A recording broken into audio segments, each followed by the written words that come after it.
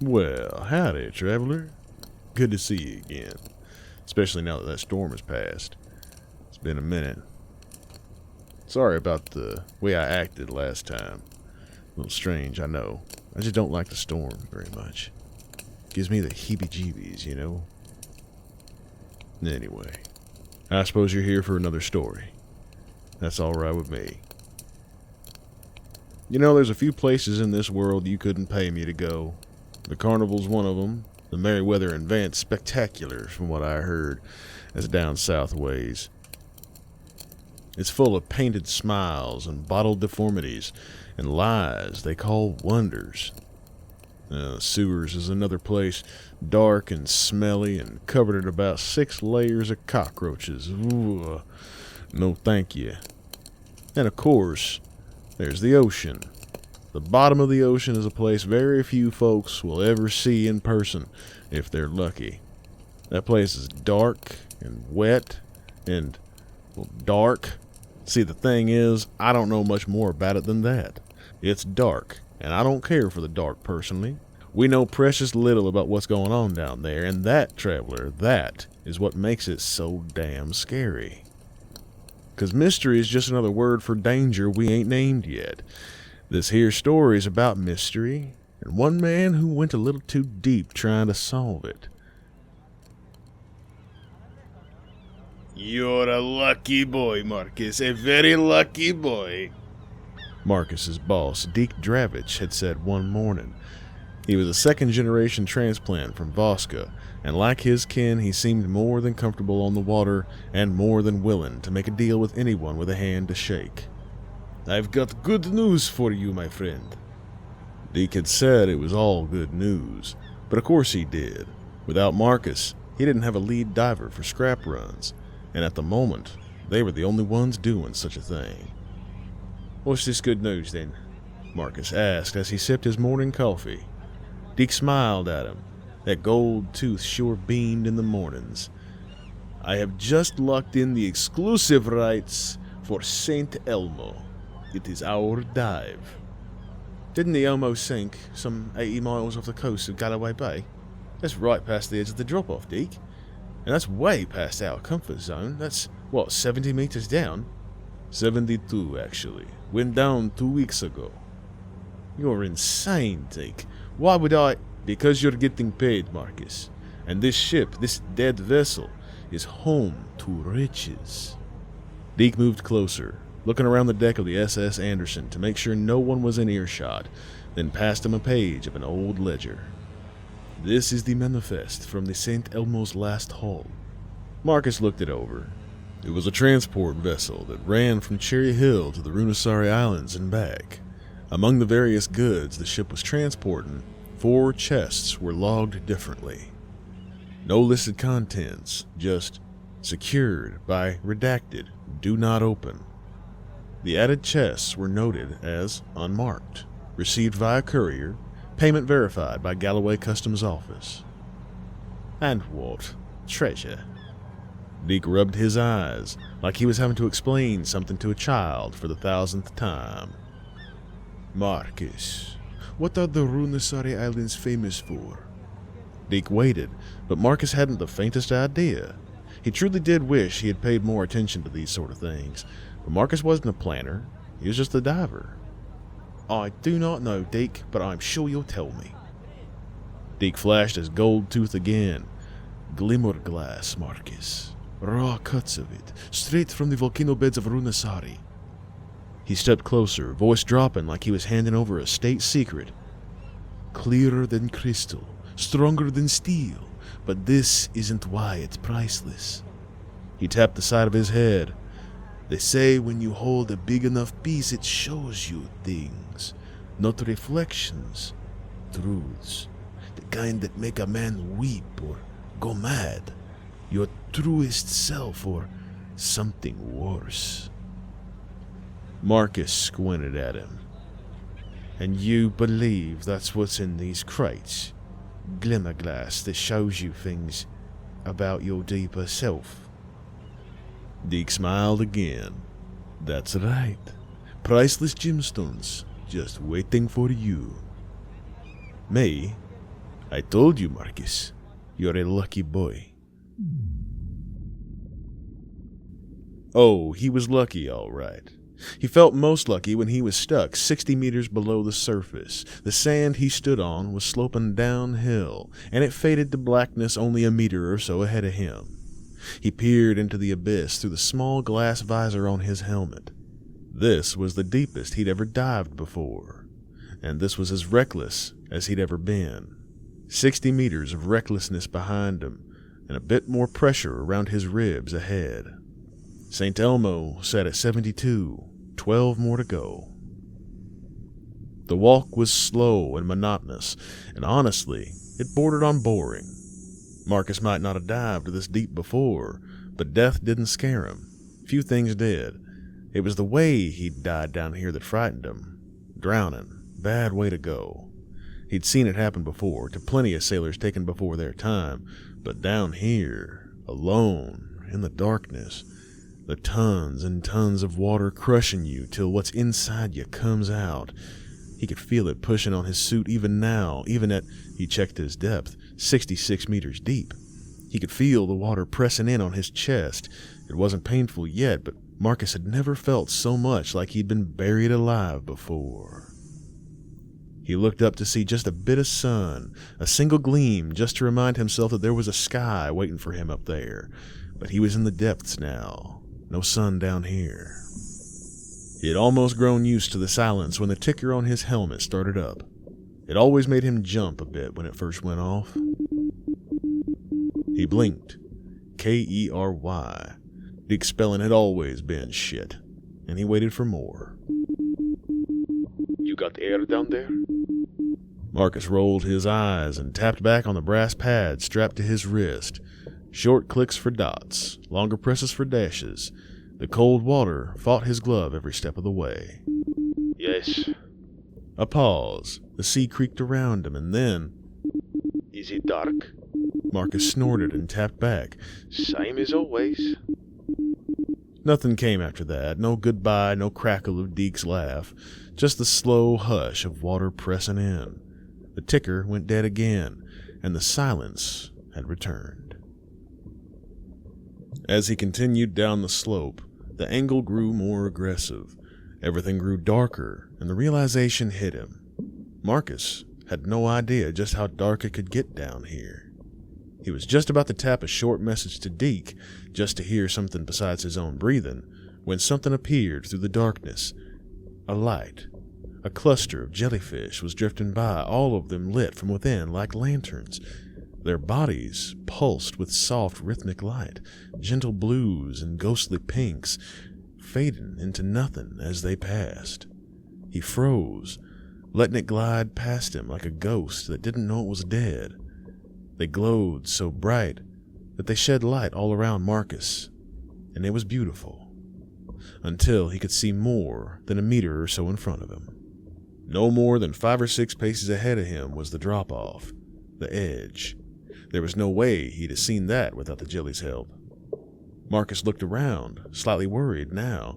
He might have gotten off track on his way down. Where was the Saint Elmo?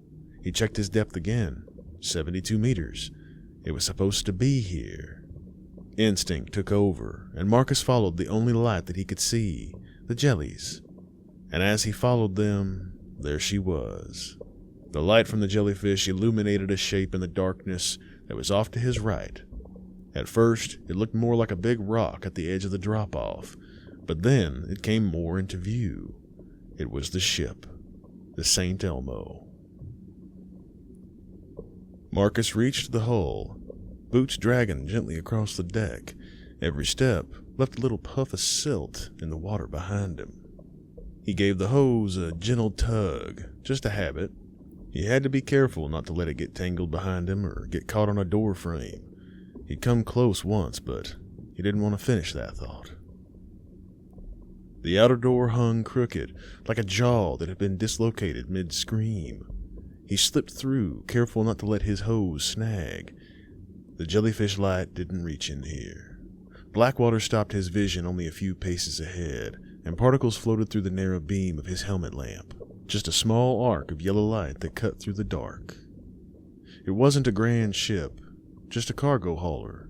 The steel ribs and riveted grates, crates bolted to the walls, most of them warped or crushed. Loose straps drifted in the water like seaweed caught in a current. The pressure made everything quiet, like the ocean had muffled the world with a thick hand. This was not just a dead ship. It was a tomb. His light caught on something ahead, floating. A body, or what remained of one. The skin had gone waxy and pale, the color of candle fat. It clung in folds and patches to the bone beneath, hair floating like a black halo around the face that was no longer a face, just a loose mask slipping from its frame. The coat still fit, buttoned neat, but the body inside had turned to mush. When the current brushed past, the fabric snagged and the flesh beneath it shifted, soft as wet clay. Marcus made his way down the stairwell, and he rounded the corner to the cargo bay. He was taken aback. Before him was a long hallway with a thick steel door at the end, rounded at the top, pressure sealed. Rust bloomed around the hinges like dried blood. Stamped across the hatch in flaking black letters was Cargo Hold A. Between Marcus and that door, all along the corridor, were more floating bodies. Looked like a whole crew. Marcus drifted closer, his light trembling across him. The beam caught on the eyes of one, milky and stretched, drooped within their sockets, but still there, staring. Normally, the bodies would be buoyant by now, filled with noxious gas. The pressure at this depth had kept their bodies tight. Their mouths were half open, lips peeled back and stiff. The water had pickled them. Everything that should have bloated had instead turned dense and heavy, as though the sea wanted to preserve its trophies. Tiny crabs nested in the pockets of collar folds, pale as bone themselves. A cluster of shrimp darted out of a man's throat when Marcus passed his light over it. His jaw tightened at the sight. The motion stirred the man's arm. It lifted just slightly, bending at the elbow, as if waving with the gentle grace of a living thing. A hand brushed against Marcus's suit, and the glove of skin sloughed off in a single, delicate peel. It twirled once in the current before dissolving into drifting ribbons. Beneath it, white tendon gleamed in the light, flexing in the pull of the tide. Everywhere he looked, they swayed, quiet and patient. The current made them move together, heads turning towards the doorway, torsos rising and falling in a slow, synchronized rhythm, like they could still hear the last order ever given. They hadn't drowned screaming. They had drowned waiting, right outside the door to that cargo bay. Marcus turned his head. His own breath echoed against the glass of his helmet. He was just about to click his tapper, just to hear Deke's stupid spelling again, when something slammed into his faceplate. He flailed, startled, nearly toppling backwards. His boot caught on the beam. He crashed against the bulkhead with a grunt, and silt exploded all around him. He clawed at the thing on his helmet. Tentacles? But it wasn't latching hard. His light caught the shape, a tiny octopus, pale, white, with speckled eyes and a stupid little face. It blinked at him, then curled tighter around the bolts of his helmet and stayed there. Marcus let out a long, exhausted breath. "Oh, lovely," he muttered. The thing blinked again and scooted higher, settling atop his helmet like a little crown. It wasn't hurting anything. "Guess I've got a partner this time around," he wheezed as he got back to his feet. He turned back to the corpse-riddled hull, then checked his hose again, still clear, and the octopus clicked gently against his helmet, almost like it was urging him on. The cargo hold door creaked open with a long, wailing groan. The hinges fought him, but he didn't force it, just gave it room to breathe. Inside, the water felt heavier, colder. The crates weren't hard to find, 3 of them stacked in the back corner, each one banded in iron, edges reinforced with brass rivets, no markings on the side except a tiny seal, the 4 pillars of Cherry Hill. One of the crates had been cracked open. The light from his helmet flicked across the scattered contents, a cluster of long, jagged shards. Each was a hazy translucent and vaguely purple, like a pane of smoky glass, but deeper inside them the light curled strangely.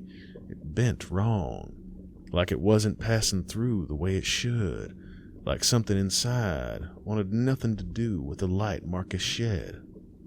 Glimmerglass. He stepped closer. The shards weren't cut like gems, more like something grown, almost fungal in their formation. The ones still inside the crate pressed against the lining like they were straining to get out. The octopus shifted on his head. It slid off his helmet and drifted down slowly. "Hey," Marcus said, reaching for it. But the little thing was locked in, focused. It wrapped one arm gently around a shard, then 2, then its entire body pressed flat against the crystal, like a baby to a toy. Marcus reached for it again. "Oh, come on now." The octopus didn't move. He let out a slow sigh and tapped his wrist. "Found it," and waited for a response. "Do not touch anything yet." Marcus chuckled, but it was hollow. "Yeah, I figured." He was about to tap again when a sound rang out heavy as bell tolls, not loud, but razor sharp. The sound hit Marcus.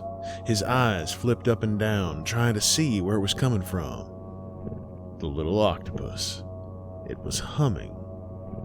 A low, wet pulse, something between a hum and a scream. It vibrated through his helmet, rang in his ears. He winced, grabbing the sides of his head. "Oh, stop that! Stop!" Marcus shouted and waved a hand at the little creature. The octopus didn't care. It pulsed again, louder this time. The kind of sound that didn't echo, but sank into the room. It was the sort of sound that rattled Marcus deeper than he knew was possible. Marcus reached for it again, this time without restraint. He was going to end this, even if it meant squeezing the life out of the ship moved. Not enough for Marcus to lose his footing, just enough to make Marcus's feet spread across the floor and his eyes go wide. He felt another tremor. It felt like sitting in a boat on a lake and watching your friend climb in and rock the boat side to side, only much, much bigger. He went still as death. Out of the porthole, he saw something moving, something wet and glistening was rippling up the side and over the deck. It didn't stomp or claw. It glided over the floor above Marcus with the fleshy sound of floppy little muscles catching on things as it did so. The sound crept along the ceiling overhead. And then Marcus felt the faintest tug. His air hose moved. He reached back and gave it a gentle little pull. Nothing. He pulled harder. It gave a little, but then locked down. Whatever was crawling above him, it had his air hose now. What do you do in a situation like that? Marcus didn't know either. He was going to tap a message to Deke, but his hands were shaking too much to be useful. His breath quickened. He stared at the doorway. The hose disappeared into the darkness past the threshold. Then, from the edge of the doorframe, a shape emerged. Thin at first, almost like a rope, curling in from above, then thicker and thicker. It glistened like oil, and it pulsed gently with muscle and sinew. A tentacle. It slithered along the floor in long, smooth arcs, found the air hose, and followed it towards Marcus. It crossed the room slow, deliberate, no hurry. Marcus felt the weight of it slither over his boot, then curled gently up his leg, around his back. It paused where the hose connected to his suit, and Marcus held his breath. He braced for it to crush him, to snap his spine, pop his helmet, end it quickly, he hoped. But it didn't. It just stopped. Across the room, the small octopus called again. The same sound, but this time it was different. Welcoming. The large tentacle pulled away from Marcus, slid towards the crates. It moved to the open one the little octopus clung so tightly to, and the sound stopped. The silence returned. Marcus watched as the tentacle hovered over the crate. Then more followed. Several this time, curling into the chamber like fingers from some massive and unseen hand. They explored the glimmerglass, touched it like they recognized it. The small octopus reached out. Its tiny arms met the larger ones. They lingered there together. Marcus was no longer alone in the cargo hold, but he was trapped between a crate full of stones that showed you the truths you weren't meant to see, a tiny octopus that screamed into the water, and a tentacle the size of a tree attached to God knows what just waiting outside the door. He stared at the scene, breath slow in his helmet. Then he tapped out a message on his wrist. Can't get crystals. Too dangerous. There was a long pause. No reply from Deke. The tentacles all gathered up as much of the spilled glimmerglass as they could and disappeared back into the corridor. Marcus stared as the last of the tentacles withdrew. Glimmerglass gripped tight, vanishing with unexpected grace back up the stairwell. For a long moment, the hold was still. No groaning metal, no dragging limbs, no pulse, just quiet. Marcus let out a breath, slow and steady. Maybe, somehow, he was going to get out of this. He turned towards the corridor. Some of the bodies were spinning in place. Others had been ripped in 2 or 3 pieces, probably just from the tentacle brushing past them. Marcus knew this was probably his only chance. He had to take it. He had only one exit, and if it was blocked again, he'd never get out of here. He was lucky the damn things didn't rip his air hose out of his helmet. He looked down that long corridor lined with mangled sailors and knew what he had to do. He took one step and felt his foot hit something that slid across the floor, a couple of shards of glimmerglass. They must have fallen. He didn't need to think twice about it. The treasure collector within Marcus was a well-fed beast. He scooped them up in one motion and stuffed them into the bag on his hip. Something's better than nothing. He looked down the hall again, and he was ready to leave. A deep gurgling sound from outside vibrated through the water at that moment. Marcus felt it in his feet. It rippled through his body as his teeth chattered together. He reached a hand out to steady himself. The roar flipped into the sound of metal bending and ripping. The floor felt like it was buckling under Marcus. He turned back to the cargo bay. A roar of tearing steel ripped through the hull like lightning through wood. A massive limb, thicker than the first, ripped through the side of Saint Elmo and spilled into the cargo bay. Marcus tumbled backwards, his helmet slamming against the bulkhead. He scrambled to his feet, legs screaming, lungs burning. The ship was shifting, no longer a grave but a prize, and something had come seeking. He turned for the stairs, but the floor tilted beneath him. With his last ounce of calm, he tapped a message to Deke. Abort. Misspelled. Didn't matter. A moment later, the line jolted. They were reeling him in. He felt the tug, blessed and terrifying. He wasn't out yet. He braced. The ship groaned around him, but slowly, inch by inch, he was pulled free. Through the corridor, past the shattered crates and floating bones. The breach loomed, and then open water. He burst from the wreck like a cork from a bottle. The Gallaway drifted down behind him, and as he looked down, he saw it. The beast. A giant eye stared up from the black below. Tentacles wrapped the Elmo's hull. It did not blink. It did not rise. But it saw him. And it let him go. Marcus floated, limp with exhaustion as they pulled him upwards. Somewhere far above, light shimmered through the water. But he didn't look up. He looked down, at the Elmo, disappearing forever into that dark. Then he laughed. It came without meaning, without sanity, just the release of it, because he'd forgotten something.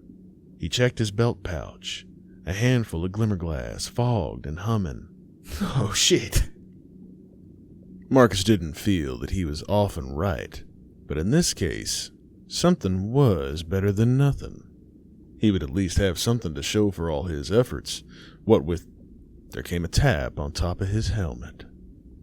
The little octopus was perched on top again, peering down at the pouch, and then at him, and then back at the pouch. An awkward moment passed, and then it began to hum.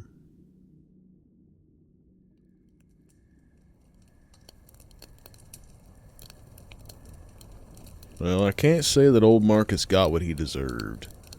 It's not my place to judge. I just share the story.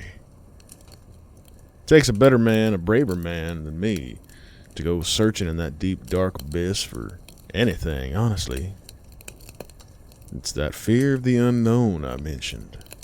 It's a powerful thing, not knowing when there's something right beneath your feet. You're floating right above it. It'd swallow you at any moment out of that darkness. It can reach up and just take you and you're gone. That's the fear. That's the real fear that I talk about. That's why I stay. That's why I'm here. You keep your fire lit, traveler, because we ain't alone out here. From Shallow Graves is owned and produced by Smug Rust Studios. Today's episode was written and performed by Red Edwards. You can find these stories on YouTube, Spotify, and Apple Podcasts. If you're a fan and want to support the show, join our Patreon for early access, extended cuts, and behind-the-scenes fragments. Share your own whispers by joining us at R from Shallow Graves on Reddit and from Shallow Graves on Blue Sky. And don't forget to like, follow, and spread the word, whether it's on a feed or around your own campfire. Nothing travels farther than word of mouth. Thanks for listening.